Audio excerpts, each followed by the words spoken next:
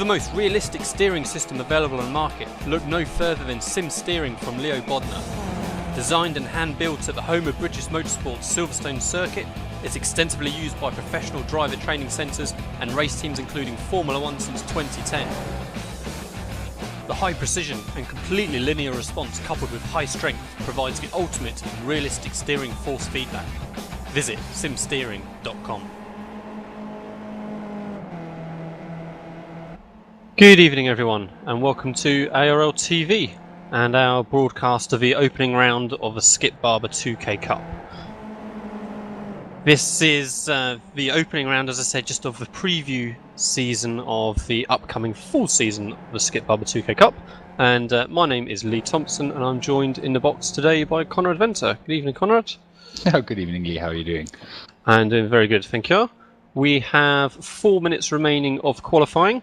Round Mount Panorama, also known as Bathurst. You might be more familiar with that name maybe.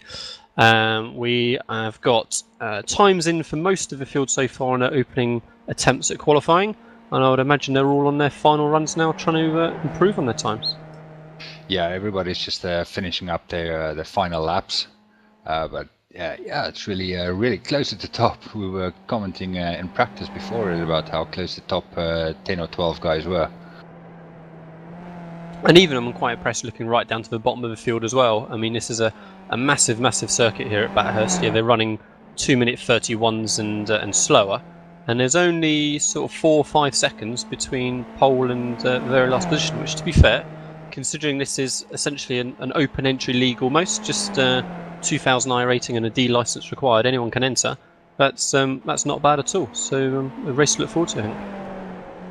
Yeah, well, we've got a couple of guys from our team racing here, likes of LJ Garner, Sebastian Job, and they were commenting on the very strong field that signed up for this series. Well, I'm really excited for the start of this race. It is going to be mayhem.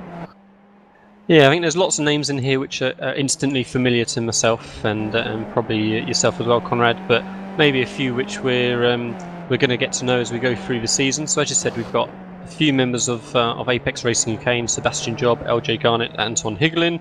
We've also got World Championship Series driver Riku Alatalo, with pro driver Richard Avery as well, feeling like they're at the top of the list of names to keep an eye on, as well as some Skip Barber specialists as well, I'm sure, who we're going to get to know as we go through this race and the next couple of races. Yeah, my limited experience of the Skippy, I've come across a few of their guys as well. Tim Addock, John Ansby, I've raced them a couple of times, and they're all very capable. So yeah, if something goes wrong for a few guys at the front, these guys will surely jump on them. And this is a extremely challenging track, of course, for them to have their opening race at. Mount Panorama is famous for how unforgiving it is. Going through the mountain. All it takes is one very small little mistake, or even maybe not your own mistake, maybe a little small mistake from a car in front of you, and that could be easily a race done with the walls always just inches from the track. So the guys are going to be on their penultimate attempt at qualifying, I think. Current in pole position is Riku Alatalo with a 1-minute 31.8, and less than or just over 2 tenths behind currently is our very own Sebastian Job, with Vinicius Rocha in 3rd position currently, a further 2.5 tenths behind. Yeah, and then like I said, pole position currently on a 31.8, and it's 1.4 seconds behind on the 33.2 as Bartolot in 10th place. Our field is very tightly packed. And that first 1 or 2 laps going up and down the mountain again, it's going to be very interesting.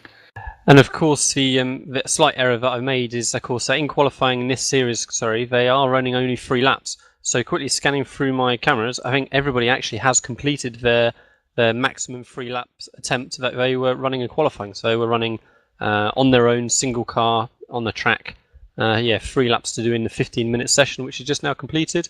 And I don't think we're seeing any other changes. I think Riku Alatello has secured pole position with that 1:31.8, and I think that's confirmed. The results now have updated as the session has changed into race. So congratulations to Riku for that pole position in the first race. I think he gets a bonus of a couple of points as well for that pole position starts off. Yeah, they're just starting to grow up now. And yeah, the iRacing boys are already on the grid. They are keen to go. So just while we're waiting for everyone to grid up, I'll quickly try and scan through the rest of the field if I can. So we've run through the podium positions. Rico Alatalu, Sebastian Job and Vinicius Rocha. In fourth was LJ Garnett with Mark Mercer lining up alongside in fifth. Then Richard Avery and David Hizzy, Antoine Higlin, Clive Armstrong, Bart Delat and George Wiseman, Matt Defoe, Philip Layerbert, Duncan Coppedge, Tom Ward, Marco Derricks, Enzo Cantor, Juha-Pekka Lamy, Timu Toika, Tim Adcock, Edward Cavalier, John Unsby, and possibly Jeff Drake bringing up the very last position, but he didn't actually put a time in, so John Unsby may be the last car on the grid. Yeah, I think Jeff Drake left the session a little bit earlier. He's not back yet, so he won't be grading up. And one thing I think we might need to just mention to the viewers is that they have limited fuel, so they will be a pit stop will be required. And usually, like what we see with different class cars is who can go longest is usually better off. We'll see how it works out. Right, so I think pretty much everyone looks like they're on the grid now. So we're waiting for those lights to go green. Rico Alatello on pole with Sebastian Job alongside him. It's going to be a tricky turn one for these 22 cars to get through. You can hear the rev starting to build up now. Just waiting for the lights to go green.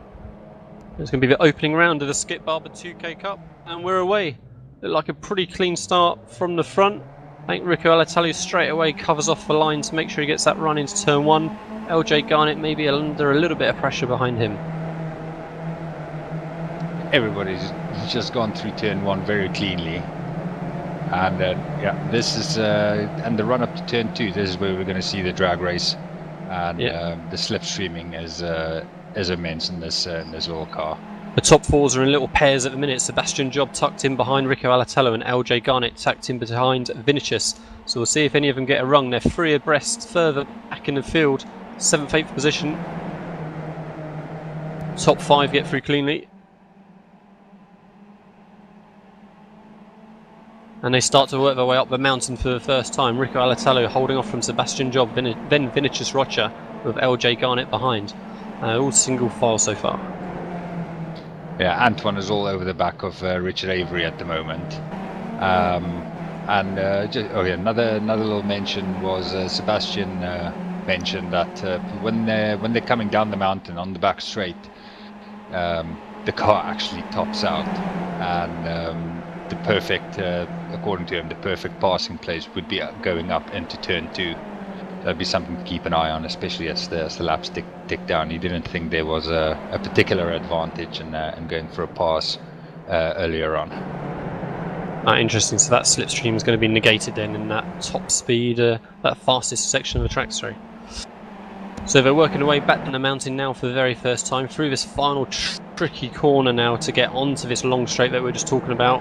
Rico Alatello, oh, they're just so close to the outside wall. Both Rico Alatello and Sebastian Job brushing that outside wall with their right rears as they come onto this main straight. Yeah, we'll see now. I think Rico is going to top out pretty soon, and Sebastian will get up to a point, and then he won't be able to get any closer to him. He's extremely close at the minute, right on his bumper, as there's cars behind looking like they're side by side just as they go through the kink. That was, I think, David Hizzy coming out a little bit worse there as he takes to the grass through the chicane. Mark Mercer just running a little bit wide. He's under pressure from Antoine Higlin. Three wide, Antoine Higlin, and on the outside there.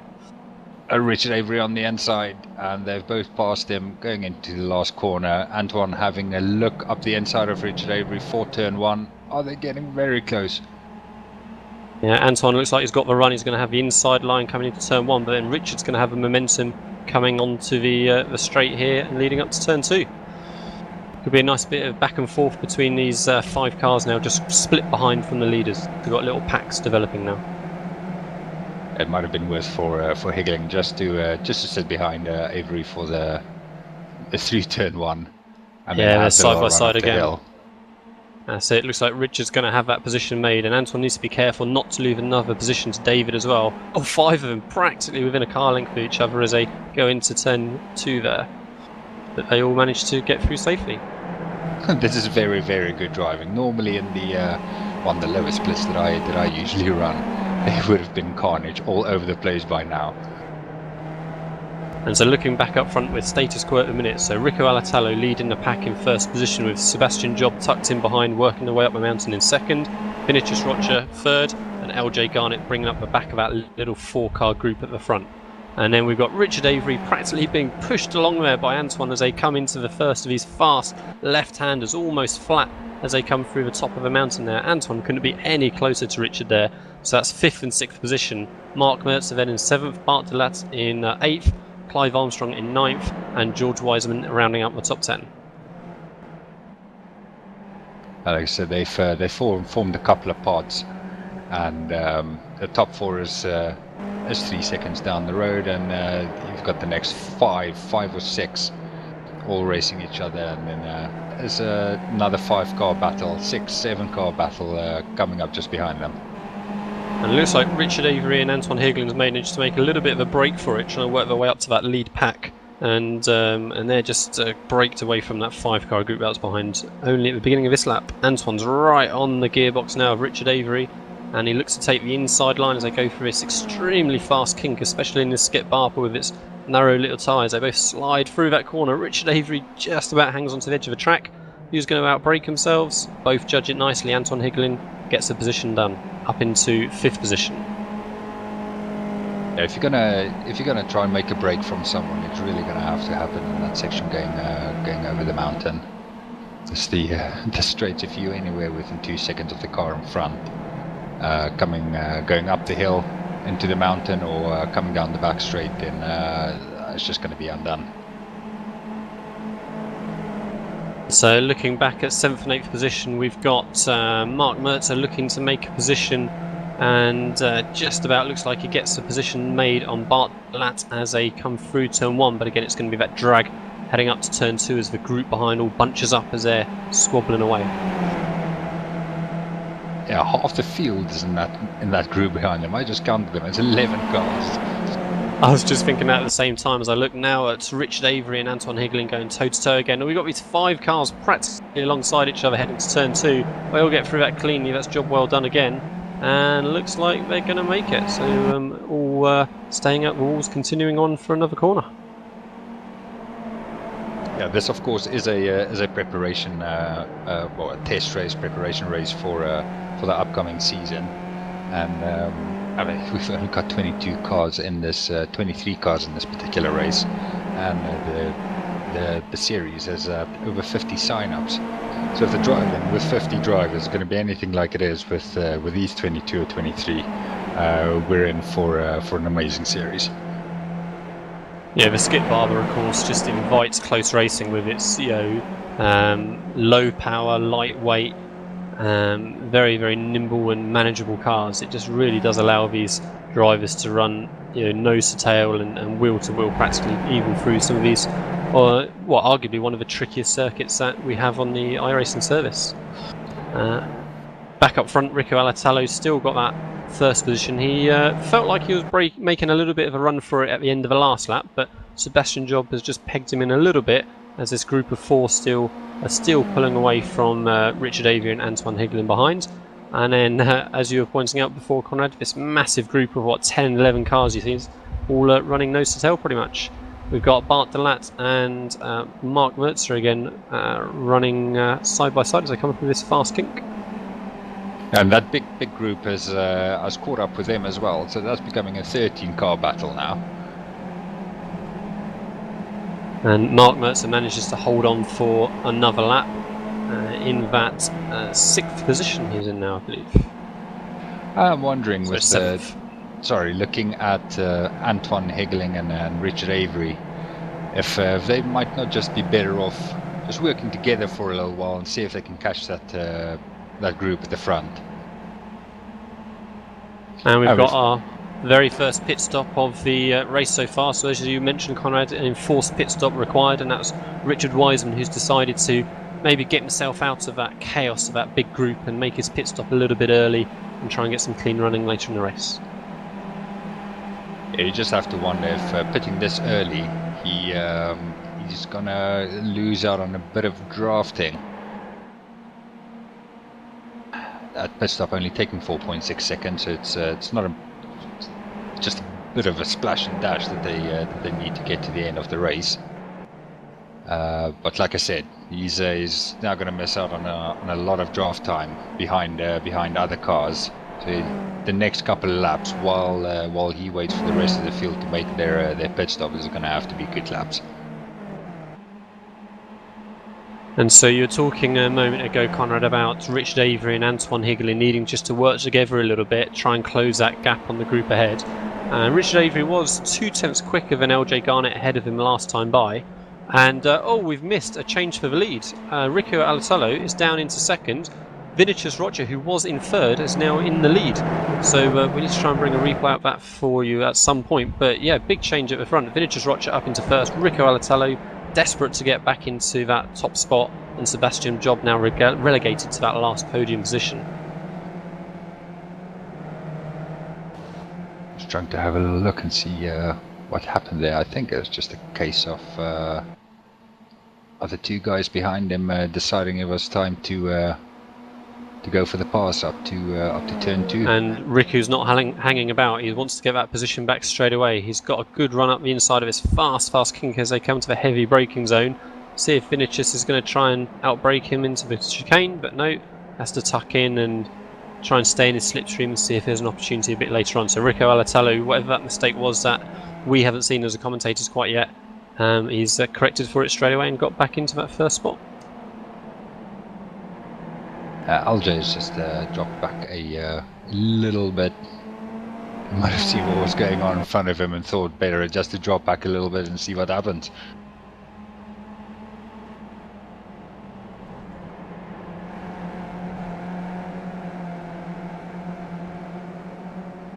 And that gap between the Richard Avery and Antoine Heggeling and the group in front just come down a little bit. They are catching them slowly but surely.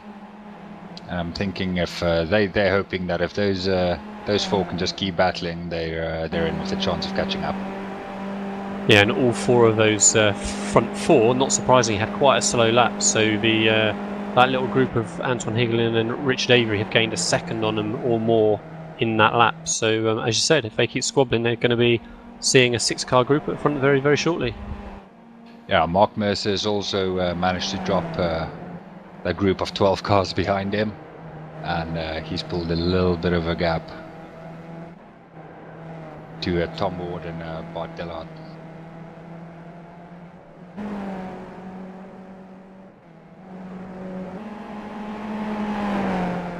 And so we're seeing more of the cars in the field making their pit stops now as well. We had David Hayes, who has now also made his stop. So we're going to see a little bit of shuffling around as these cars pit at different times. We've got 2.1 gallons that we're allowed to start with as a maximum. So they're going to have the ability to pick and choose a little bit when that stop is going to be.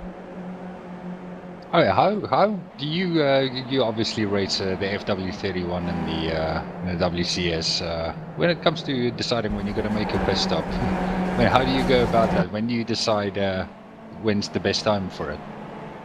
Well, in terms of the pure sort of pre-race plan strategy of it, it's normally just going to be a matter of sheerly running the laps and working out the numbers and seeing what you're going to lose carrying fuel and what you're going to lose with any sort of tyre wear that may be on different cars. So I can't imagine there's going to be much difference in lap time at all between these cars having stopped with light fuel before they run out and filling up again, because they're only putting a very small amount of fuel in anyway. So I think it's just going to be a matter of strategically in these cars choosing when that's going to get you the best lap time. So is it that you need to stay in the draft like you were suggesting a minute ago, Conrad? Or is it for some of those runners in the midfield, if they feel there's lots of squabbling happening, is it going to be better for them to get some clean air and run by themselves? So I think that's probably the main decision that the guys need to make in these cars, but it can be very different in other ones, such as the F1 car, like you said. LJ just coming in there with a 231.8, which would have put him on pole position. Of course, he was aided there by a nice draft from the three cars in Rico front. Alatello's under pressure for that first position again. Sorry to cut over you there, Conrad. So Vinicius has got that move made as they head towards turn 2. Riku's thinking about coming back at him, and he does. It's a little bit late, it's a little bit far back. Vinicius has to push out wide, and Rico Alatello forced the issue slightly there maybe. Vinicius gave him the room, and they've ended up safe and under control still, with Sebastian Job now having a little bit more of a sniff at moving up another spot. Yeah, well, looking at the battle that that's going on up there now, these guys are obviously just jobbing for positions now before the pit stops. Looking at the quali times that somebody like Sebastian Job and LJ Garnett put in, they might be better off just probably maybe pitting a lap earlier, because they were, well, the qualifying times were quicker than what they're running at the moment.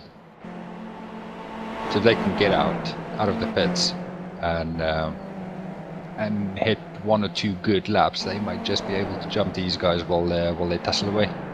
Especially if, being teammates, if there's a bit of coordination between Sebastian and LJ, if they both pit on the same lap, tow each other around the circuit for a bit, perhaps that could be a very good call. So it'd be interesting to see what happens. Every time I cut to Antoine and or Richard, they swap positions. So every lap practically, I think Antoine and Richard are chopping back and forth between that 5th and 6th position. So just seeing a replay now of, I think it's Mark Mertzer, is it, who's just had a little bit of an incident and recovering himself. Also Bart Delat, sorry, just recovering after his little incident.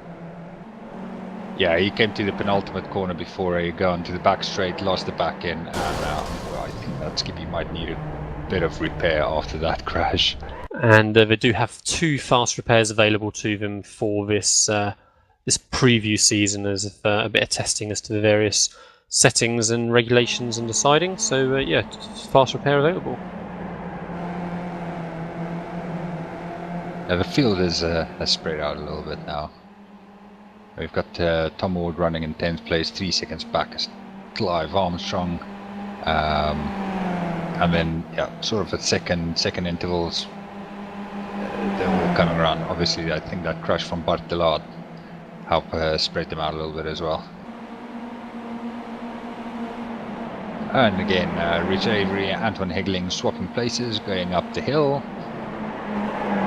And the top 4, sorry, Conrad, are as close as they've been in quite a few laps now. We're all nose to tail, right in each other's gearboxes. So again, if they keep squabbling away, the 5th and 6th position cars are going to continue to close. Yeah, it was actually quite a good last lap from them, all running 32 flat. Apart from Alger, which I think he's quite enjoying, just sitting behind the top 3, assessing the situation. Another 31.8. I think you're right. Sitting there and watching can be a good idea. I think at this track, it's quite a risky spot to pick, because all it takes is any of those 3 cars ahead to have an incident, and LJ is going to be getting tangled up in him. The spot you want to be is Rico Alatello, even though you've got that insane pressure of the 3 cars behind. You've got a clear track in front of you. No other person's mistake is going to cause you a real issue, hopefully. So yeah, LJ can sit there, but it can be a bit risky.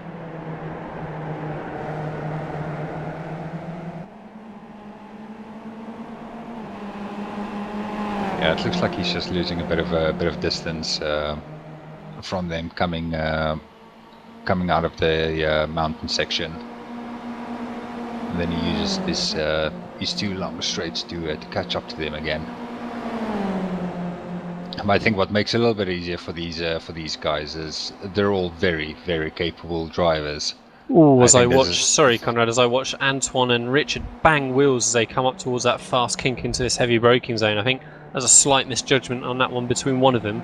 They're definitely going to get closer than they wanted, and Richard had to back out it quite severely. Sorry to cut over you.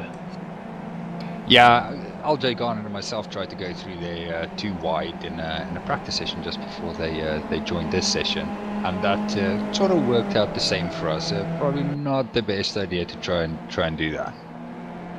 And I wonder if Anton decided that he was the one that made the error there, because Anton just pulled over and allowed Richard Avery back into that first spot again, I think. So perhaps Anton felt like he made a slight error there, but we shall see what they say after the race.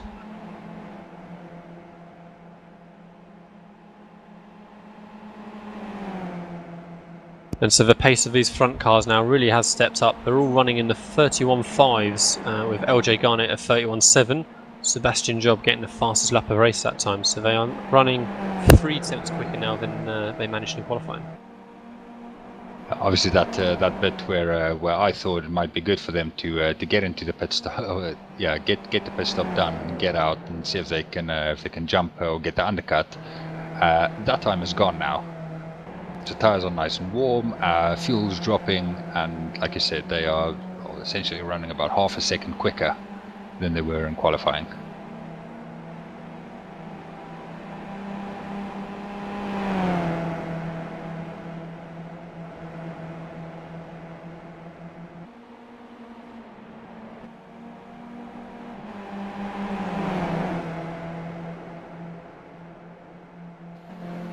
Yeah, we've got another little gaggle going on with Marco Derricks, Duncan Coppedge, and Clive Armstrong. They've been with each other for these first opening laps, and I think the battle they've got going on for 9th place is just as intense as the battle going on for first at the moment. And so it's going to be interesting to see how things shuffle around as cars who have already made their stops are joined by those cars coming out in the later stages of the race. As it feels like everyone's spread out a fair bit more now, but we'll see how those stops develop and whether it does bring everyone closely back together again. Yeah, you've got the top 6 guys covered by 6 seconds, and then the 7th. And we have a first of the leaders, Conrad, making the pit stop. So Vinicius Rocha has dived into the pits. Tricky pit lane entry going through the little chicanes. So he's the first of the lead group to blink. Richard Avery is coming into the pits as well, which leaves Antoine Eggeling on his own for the first time in the race. And Mark Mertzer joins them, as does Tom Ward. So yeah, that's 4 cars in on this lap so far. And time to spend during the pits is going to be really important.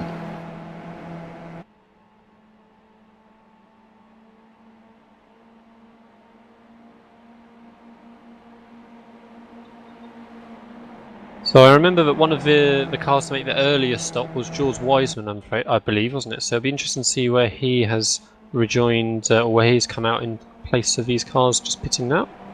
Yeah, in fact, I found him. David Heasy has made his pit stop as well.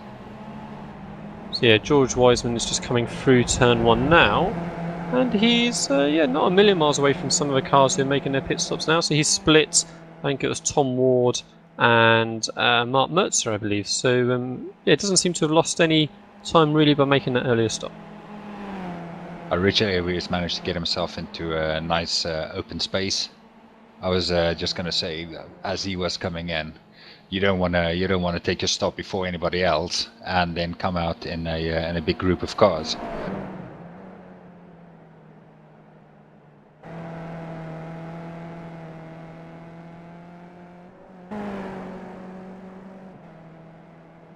So I wonder now if we're going to see pretty much the rest of the leaders all dive in on this same lap to try and cover each other off, or whether anyone will try and do something particularly different. I imagine that they must be getting pretty close to running on fumes now. We're on lap 9 of 15, so I can't imagine they have got too many more options. Yeah, Russia obviously blinked first with the pit stops, and now it's up to the rest of them to decide what they want to do. LJ has just fallen back a little bit. There's a second gap between him and the front runners.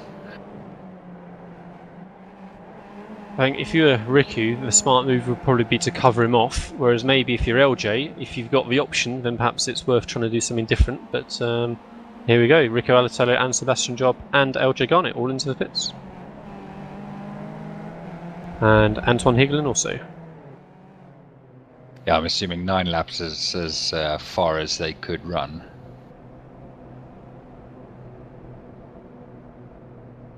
So all eyes now are going to be on Vinicius Rocha and see where he feeds out. He's just coming through the final chicane. He's running wide. He's got a bit of company in the form of Lamy. Coming through the final corner now. And the leaders are exiting their pit boxes. Sebastian Job, LJ Garnett side by side. LJ Garnett has jumped Sebastian Job. Rico Alatalo is long gone, so that has not worked out for Vinicius Rocha. And it has not. He's now behind. He's come out behind Antoine Hegeling, so he's lost a lot of time. So the winner out of that little group so far is LJ Garnett, who's jumped from 4th position up into 2nd with Sebastian Job very close behind. And Antoine Hegeling defending hard from Vinicius Rocha, looking to dive up the inside of turn 2. Vinicius Rocha makes that move. Antoine Hegeling's looking at coming back, but it's not carrying enough speed through the corner.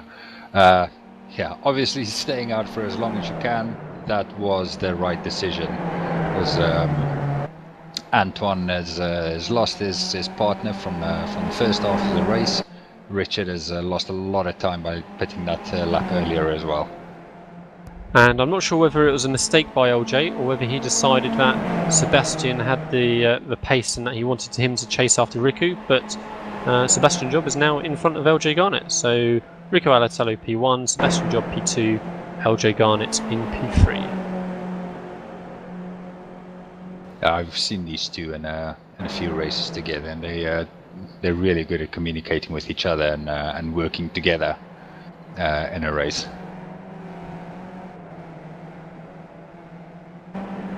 And we've got a nice little group of cars a little bit further back now. 12th, 13th, 14th, 15th and 16th position, all pretty much nose to tail as they start coming down the mountain to complete half a lap.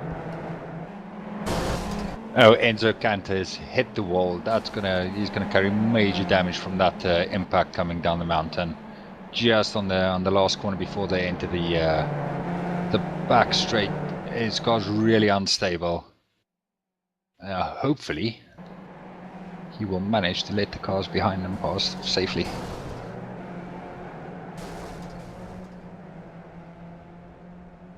And we understand Mark Mercer's had a collision as well. And that's probably the end of his race too.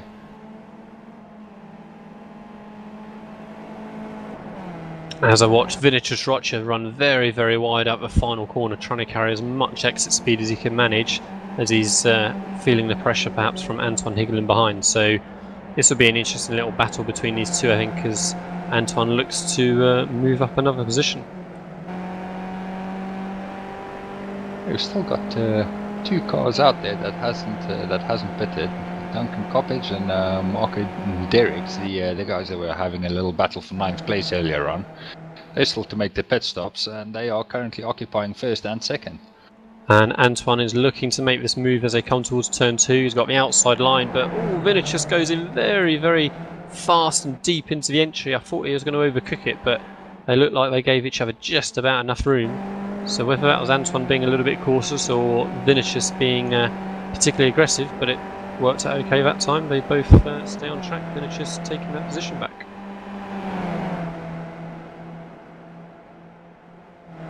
I understand you had your first little go in this car earlier on. Any ambitions to do a series in it?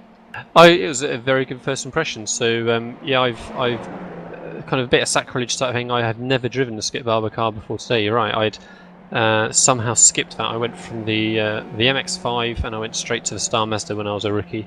So I decided against taking that additional step of the Skip Barber, and yeah, it feels like a good, fun little car. I only had a quick play around just for a few minutes before the session, and definitely I can see why a lot of these top drivers that we're seeing at the top of the field at the minute, like to run in this this kind of little low level, if you like, car. Yeah, good little fun. Throw it around. Looks like it obviously has a reputation for being a great car to learn in, which is kind of the point of it. Obviously, it's a training school car. Overcorrections are easy to deal with. Yeah, it's good to learn the basics. But it was a good little fun around that Panorama. I really I've really found a bit of enjoyment for this circuit in the last couple of weeks as well, when we ran here in the Radicals 2 or 3 weeks ago, and it's a good little match, this little car with this massive challenging circuit, as those 2 remaining cars make their pit stop now. And Roger just running wide, coming out of the final chicane. I think he got a slowdown penalty that sent Antoine Heggeling wide as well, but he's done made the overtake now, and that slowdown penalty might just cost Roger the fight for 6th place.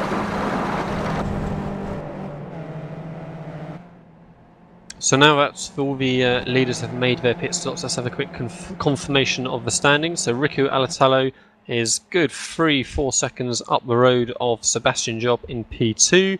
Then we've got LJ Garnett in P3 with Anton Higlin in 4th. Recovering Vinicius Rocha is in 5th. Richard Avery in 6th. Duncan Coppedge looks to be in just losing out on that 7th position. He's side by side with Tom Ward at the minute, so 7th, 8th and 9th with him and Marco Derricks, with David Hayes in 10th. A nice little battle here as they come into turn 2 between the back of the top 10, and looks like that Tom Ward has come out on top, and Duncan Coppedge, after making that pit stop, has been relegated to the back of that little group. Yeah, it's this exact same little group that was battling for 9th place earlier on, and after they've all made their pit stops, they're just back together again.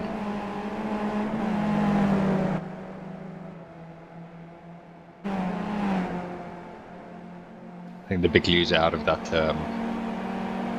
of the pit stops was Richard Avery, and like we mentioned before, was Rocher as well.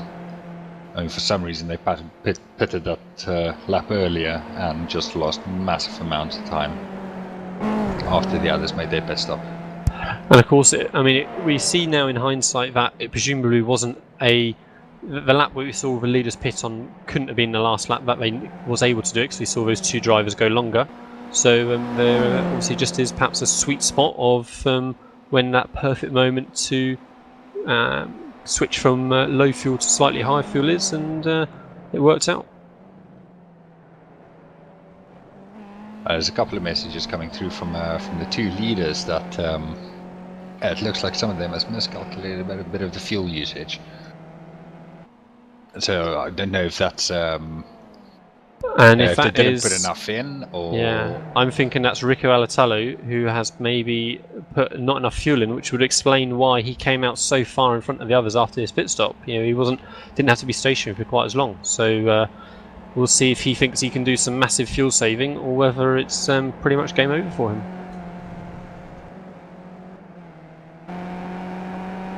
Yeah, so we reckon there's a 3-second difference between the times of Rico Alatalo's time in the pit box and Sebastian Job's, and so I'm guessing that they're not taking tyres in this short little race, I presume. So that's got to be just purely a fuel difference, and so that's going to be quite a headache there for Rico. We'll see how he deals with it. LJ Garner just had a fairly slow lap at 34.7 on that last lap. And he's quickly being caught by Antoine Heggeling and also Vincia's Rocha. And so that again is going to be a fuel issue, I think, for LJ Garnett. So LJ Garnett, remember, jumped Sebastian Job in the pit stop, in the pit box, and now he's running at a slower pace. He's trying to do massive fuel saving. That presumably means so. But 2 of the top 3 positions have under-fueled their cars. So yeah, Rico Alatalo and LJ Garnett, it appears. Possible podium spot coming for Anton Higgelin. And Sebastian Job is it's just taken the lead. Obviously, Riku is now, like you mentioned, is fuel saving as well. I'm just wondering, with such a short stop, 3 seconds shorter than Sebastian's, if he could possibly save enough fuel to make it to the end of the race. They may be only 2 laps after this one.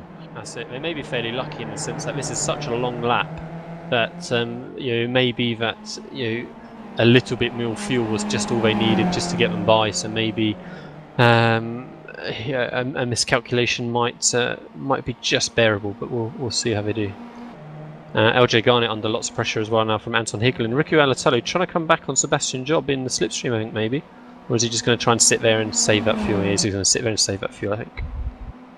LJ's pulled over for both Rocky and Higelin. And so yeah, that's Anton Higelin up into that 3rd position, Rocker into 4th, and LJ Garnett down into 5th spot. Richard Avery just has a little bit of an off-track moment coming through the chicane there, and on the exit slightly as well. In 6th position, he's not that far behind LJ Garnett now, with then Tom Ward in 7th, and Marco Derricks and Duncan Coppedge going mano-mano as they come through the chicane. 8th and 9th, they're side by side still as they come towards the final corner.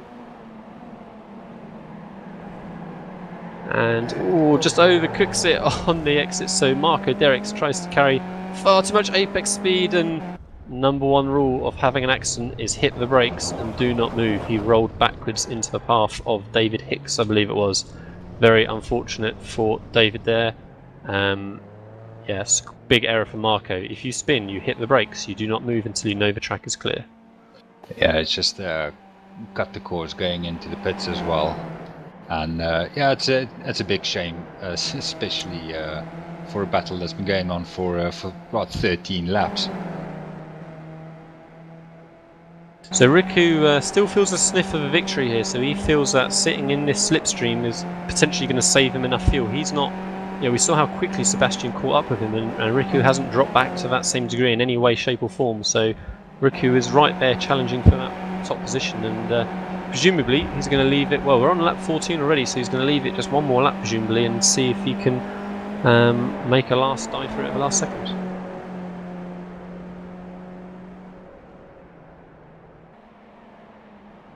And so at some point Anton Higelin has dropped back from that 3rd position that he was in, so Vinicius Rocha has moved up into that podium spot, but Anton is still right there challenging as we watch Riku and Sebastian come onto this long back straight, and we'll see if Riku just sits here or if he feels that he can now make the move again and risk that extra bit of fuel usage. I think he should be quite happy just to sit in Sebastian Job's slipstream at the moment, especially with if he's underfilled with his car. There'll be absolutely no point in trying to overtake now. We'll either have to leave it for the run up into turn 2 or coming back down the mountain again on this last lap. Yeah, I think coming back down that mountain is the good call on that one. Wait until that last opportunity. Anton Higelin's still right on the gearbox of Vinicius Rocha there as they come to the final corner, so that's going to be a one to keep an eye on, as I believe they are on their final lap, I think.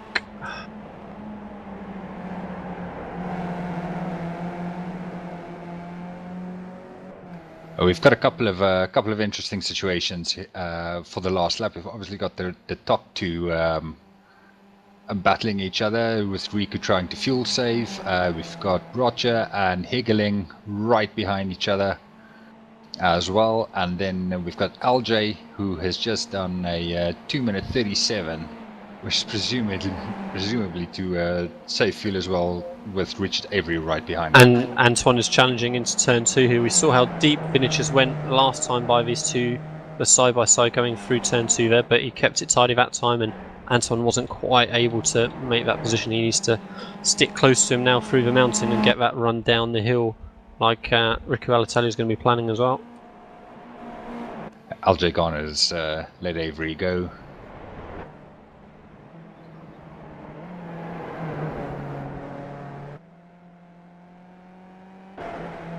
I'd be very surprised if he makes it to the end.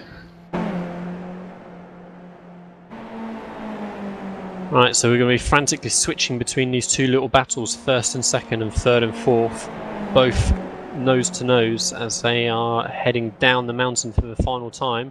They've both got, Riku Alatello and Anton Higelin have both got really one last chance to make a move, and it's going to be heading down this long straight. So Sebastian Job and Riku Alatello come out of the mountain for the final time. Riku Alatello is as close as he's ever been, and it's going to be do or die now as they come towards this very, very fast right-hand kink and into that heavy braking of a chicane.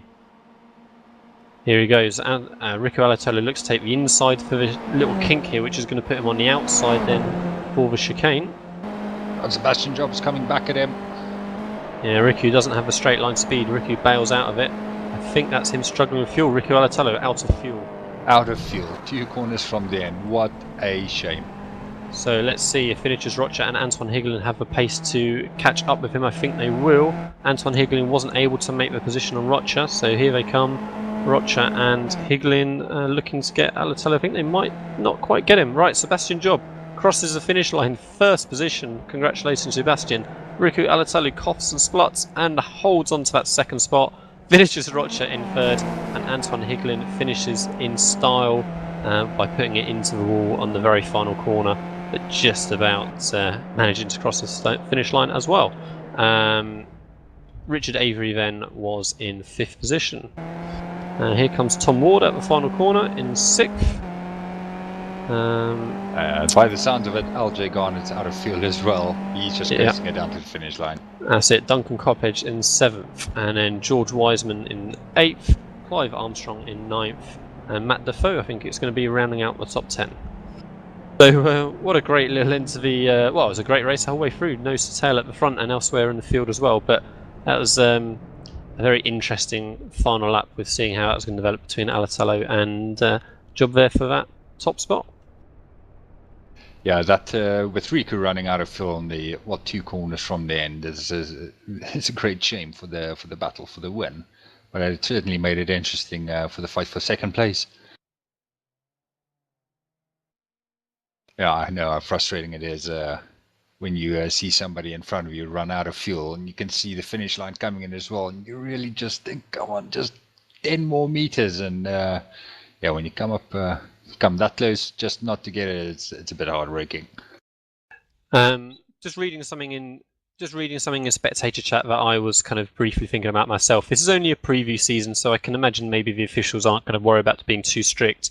But when Rico Alatolo realised he ran out of fuel, he massively cut the chicane, and if he hadn't have done that, I don't think he would have quite held on to that second position. He would have probably lost 3rd spot as well.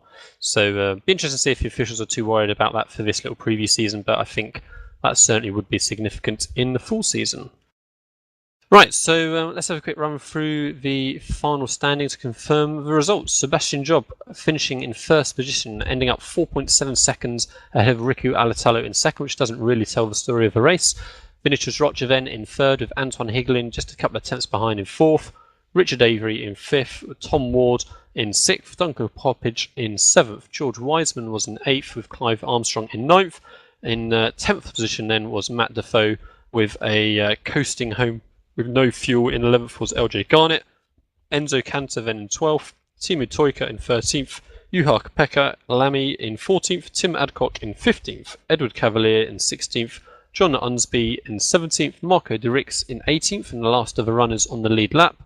And then I believe everyone else had either race-ending damage or just significant damage. So Bart Delat we saw had a spin. Philip Leibert, David Hayes, Mark Mertzer was the very final runner in that 22nd position.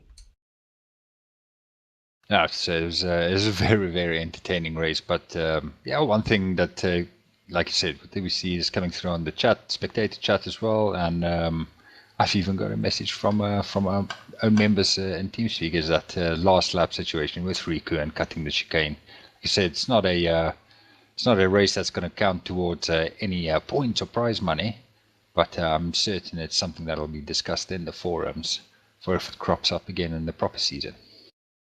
So it certainly feels like a very promising first race for this new venture, the Skip Barber 2K Cup. This opening round at Bathurst was pretty much entertaining from start to finish. We had those nice little groups of cars all running together pretty much for the very whole race. So very good to watch, and hopefully this bodes well for the rest of not just this little preview season, of course, but the full season coming up as well. The next race we're expecting is going to be next week at Circuit of the Americas, and then the following week after that is going to be at Barber. Once those 3 races, or once those next 2 races are completed, then when the official series begins season 3, then this series will also run as well. And we believe that we're just following the official official races for the season as well. Obviously, the full season in this is the races are going to be slightly longer than it is on iRacing's official series, which I'm not sure. Are they trying? Were they going to introduce compulsory pit stops in every race? Do you know? I do not know, but I think it would certainly be worthwhile. I think it added a good degree of variation for the race, and we did see that even just one lap difference between when you pit could cause quite a difference in your position on track. And then obviously we saw the excitement at the end with maybe errors with working out fuel and that sort of stuff. So I think it was perhaps a good advert for why having a mandatory pit stop could be a good idea. You never know. Maybe iRacing might have a look at it and introduce one of these things. No, they won't. Well, you can only hope.